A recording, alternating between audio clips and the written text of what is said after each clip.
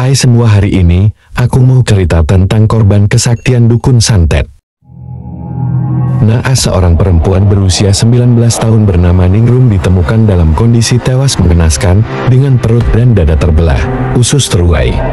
Jenazahnya ditemukan di halaman belakang rumah seorang warga yang berprofesi sebagai paranormal atau dukun. Ini kisahnya. Ningrum memiliki wajah yang cantik rupawan, serta berperilaku sopan. Banyak pria yang menaruh hati padanya. Hingga suatu hari Ningrum mendadak sakit. Keluarga sudah berusaha membawanya ke banyak rumah sakit yang ada di daerahnya. Tapi sakitnya Ningrum tak kunjung sembuh, justru semakin parah. Atas saran dari salah satu keluarga, dibawalah Ningrum ke rumah Mbah Wiro untuk berobat. Singkat cerita, menurut penuturan Mbah Wiro, sakit yang diderita Ningrum bukanlah penyakit medis, melainkan ada sosok seseorang yang mengirim santet kepada Ningrum karena cintanya ditolak. Mbah Wiro terkenal sebagai dukun yang sakti. Banyak orang-orang berdatangan dari berbagai daerah untuk berobat berbagai macam penyakit, bahkan santet, telur, pelet dan sejenisnya. Mbah Wiro ahlinya.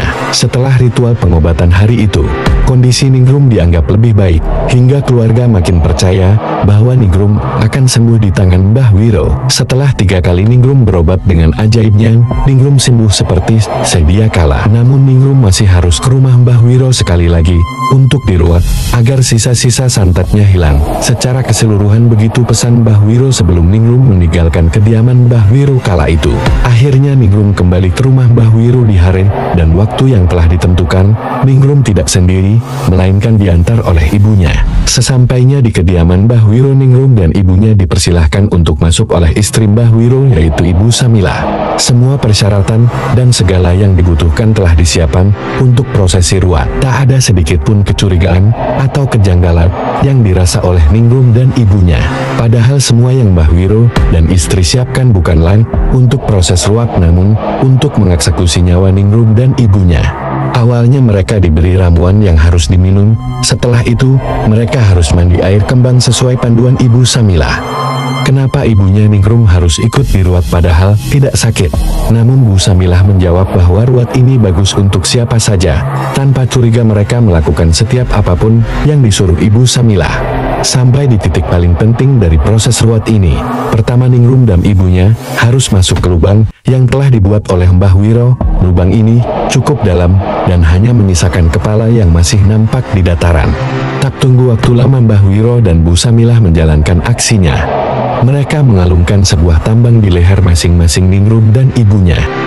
Ningrum sempat bertanya kenapa, tapi belum selesai perkataan Ningrum, Mbah Wiro dan Bu Samilah langsung menarik tambang yang ada di leher mereka dengan sangat kuat. Setelah beberapa saat dirasa mereka telah tewas, kemudian jenazah mereka diangkat dan dikeluarkan untuk menjalankan aksi keji Mbah Wiro dan Bu Samilah selanjutnya. Mbah Wiro harus menyetubuhi mayat dari kedua wanita tersebut dan memakan sebagian dari jeroan mereka sebagai syarat untuk menambah kesaktian Mbah Wiro. Mbah Wiro yang dibantu oleh istrinya untuk mengeksekusi mayat dan mengambil jeroan korbannya.